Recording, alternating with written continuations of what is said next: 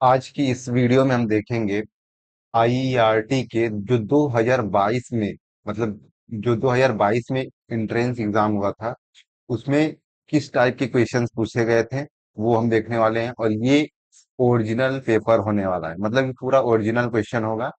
और इसको हमने अपना कहीं से हमने इसका जुगाड़ बनाया और क्वेश्चंस को निकालने की कोशिश की। जैसे जो बच्चे जाते हैं एग्जाम देने तो वो लोग इकट्ठा करके लेकर आते हैं, तो टोटल हमको लगभग यहाँ पर क्वेश्चन जो हैं वो मिले हैं 47 क्वेश्चन। मतलब 47 क्वेश्चन, लगभग 50 क्वेश्चन हमको यहाँ पर मिले हुए हैं। तो क्वेश्चन किस तरीके से पूछे जाते हैं आइए देखते हैं। सबसे पहला क्वेश्चन जो कि बना था, यदि एक तत्व का इलेक्ट्रॉनिक विन्यास आपको दे दिया है 1s1 2s2 2p6 और 3s2, तो वह तत्व होगा। तो यहाँ पर चार ऑप्शन दिए हुए हैं। पहले बात तो वो तत्व क्या होगा वो आपको पहचानना है, फिर उसके बाद वो धातु होगा कि अधातु होगा कि अक्रिय गैस की नॉन ऑफ दीज।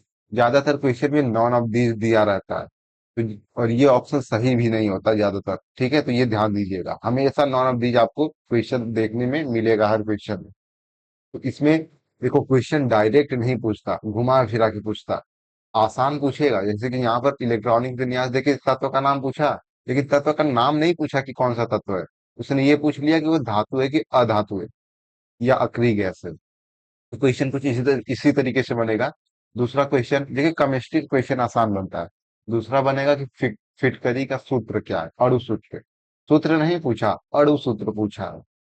मतलब वही सूत्र, अणु सूत्र। तो यहाँ पर कौन सा सूत्र होगा वो आपको बताना होगा। क्वेश्चन नंबर 3 है, देखिए मैं इसको सॉल्व नहीं करवा रहा हूँ, बस क्वेश्चन आपको पढ़ के सुना रहा हूँ कैसे आता है। तो ये वीडियो पूरा देखिएगा, बहुत इंपॉर्टेंट है। ऑक्सीजन गैस तथा एक्स, मतलब एक्स कोई गैस है कि विसरण दरों का अनुपात ये दिया हुआ है। तो गैस जो है उसका अणु भार क्या होगा, यही पूछ लिया, अणु भार। ठीक है, अणु सूत्र और अणु भार में फर्क होता है। क्वेश्चन चौथा है कि Na2 FeCN5 NO में Fe की ऑक्सीकरण संख्या। ये क्वेश्चन बहुत इंपॉर्टेंट है, बहुत ज्यादा इंपॉर्टेंट क्वेश्चन है, इसको एक बार अच्छे से पढ़ के जाइएगा, आ सकता है ये। पांचवा क्वेश्चन, गतिज ऊर्जा का घटता क्रम, ये बता सकते हैं आप।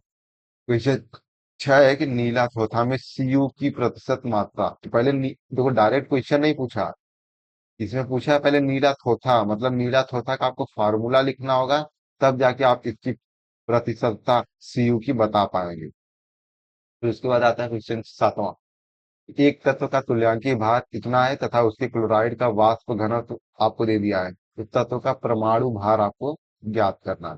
क्वेश्चन देखो, तत्व देखो इतना आसान क्वेश्चन है कि आ, बता नहीं सकते। ये क्वेश्चन आप सॉल्व कर लेंगे अगर पढ़ रहे होंगे तो। क्वेश्चन 8वां है कि आपको ये 6C14 और 7N15 और 8O16 उदाहरण है। किसका उदाहरण है? समस्थानिक, संभारिक, समइलेक्ट्रॉनिक। देखिए, केमिस्ट्री का क्वेश्चन इतना आसान पूछा जाता है कि आप क्वेश्चन को लगा सकते हैं लगभग। जरूरी नहीं है कि क्वेश्चन 19 ही केमिस्ट्री का पूछे, 20 भी पूछ सकता है। फिजिक्स का 19 भी पूछे, ऐसा नहीं है, कोई लिखा हुआ नहीं है कहीं कि 19 पूछेगा। 2024 का क्वेश्चन आप देखेंगे तो समझ में आएगा, उसमें फिजिक्स क्वेश्चन लगभग 20 से 22 पूछे गए थे। 9वां क्वेश्चन है कि एक रेडियो एक्टिव पदार्थ की अर्ध आयु काल T वर्ष है, कितने समय पश्चात उसकी मूल अवस्था का इतना भाग हो जाएगा। बहुत फेमस क्वेश्चन है ये। क्वेश्चन 10वां है कि एथेन में कार्बन तथा हाइड्रोजन परमाणुओं के मध्य बंध बताना। तो ये क्वेश्चन आप लगा, इसका पीडीएफ भी आपको हम देंगे। कहाँ देंगे? वीडियो पूरा देखेंगे तो आपको पता चल जाए। क्वेश्चन 11वां है कि CH और N से बने यौगिक इन तत्व का अनुपात आपको यहाँ दे दिया है।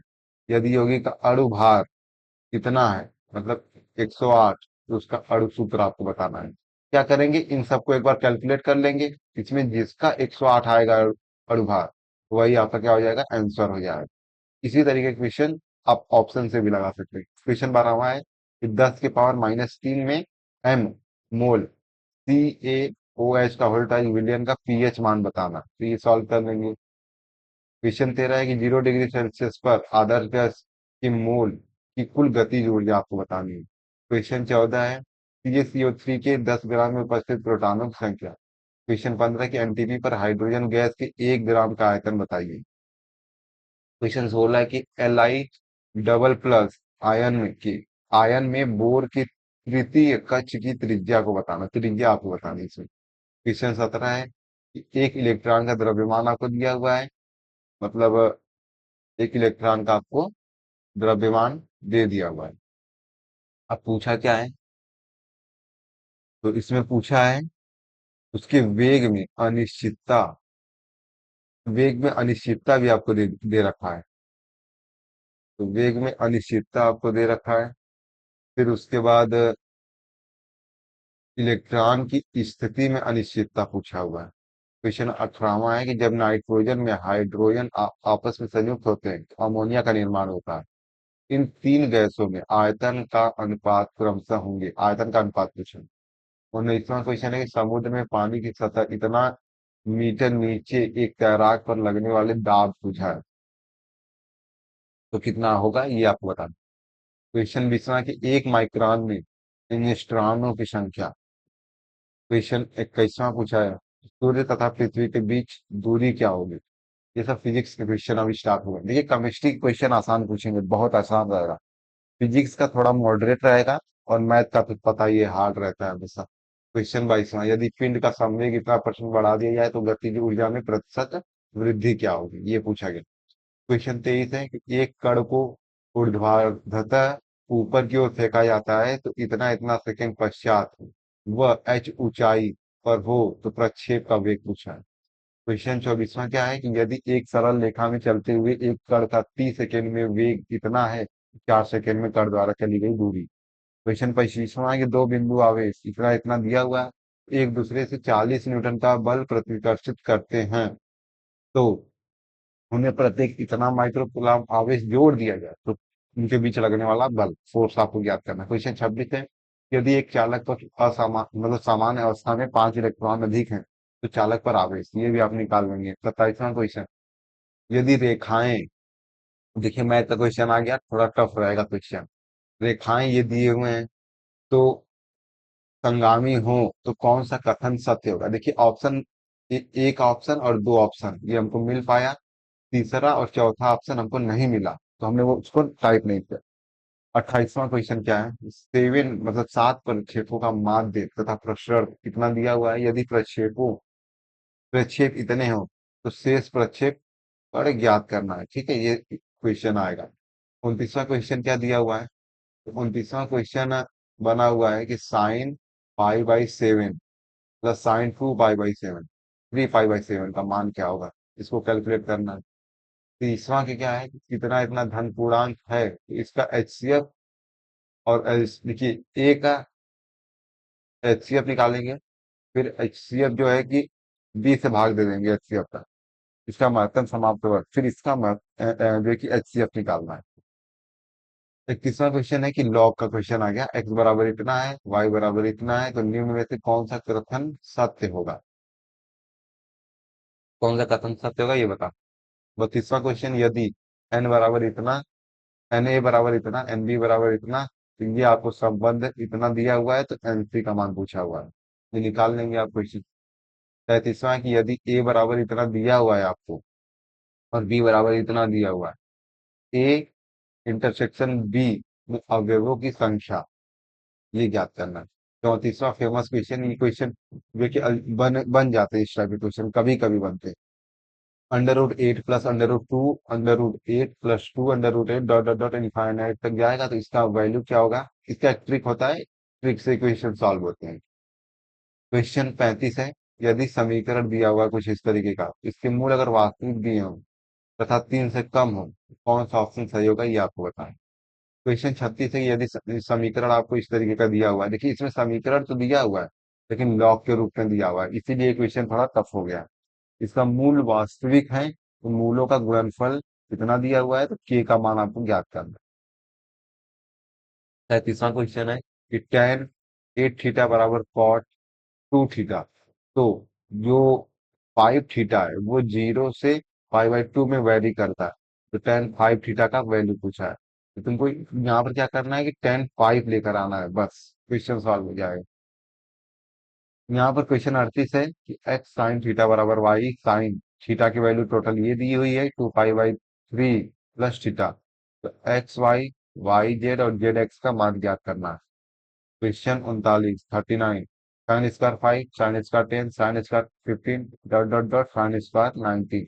इसका भी एक ट्रिक होता है, मतलब ट्रिक क्या है, ये एक फार्मूला लगभग हो जाता है, तो इससे क्वेश्चन सॉल्व होता है। क्वेश्चन 40 है कि 1 अपॉन में sine square theta plus 3 sine theta cos theta plus 5 cos square theta का महत्तम वैल्यू पूछा गया है। तो महत्तम वैल्यू, मैक्सिमम वैल्यू आपको ज्ञात करना है। क्वेश्चन 41 की यदि एक समबाहु त्रिभुज का कोण इतना दिया हुआ है तथा अंतःवृत्त की त्रिज्या इतना दिया हुआ है, त्रिभुज का आपको क्षेत्रफल ज्ञात करना है। ये फार्मूला याद रहेगा तो हो जाएगा।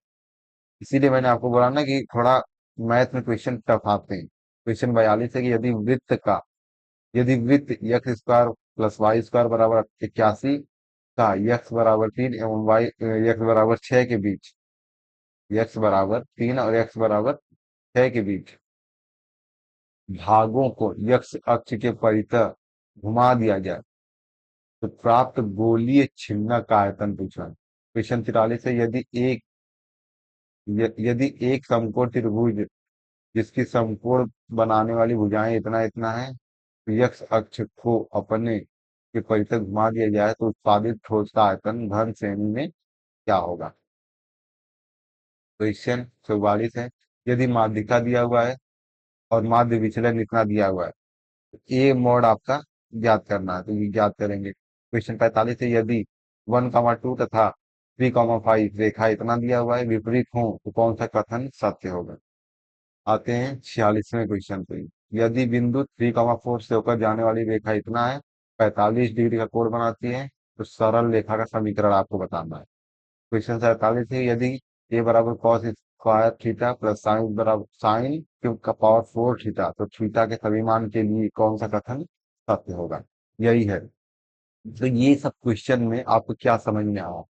केमिस्ट्री का क्वेश्चन तो सिंपल पूछा जाएगा और फिजिक्स का थोड़ा सा मॉडरेट रहेगा। फिजिक्स थोड़ा सा मॉडरेट रहेगा लेकिन आधा क्वेश्चन सिंपल ही रहेंगे, सिंपल क्वेश्चन पूछेगा।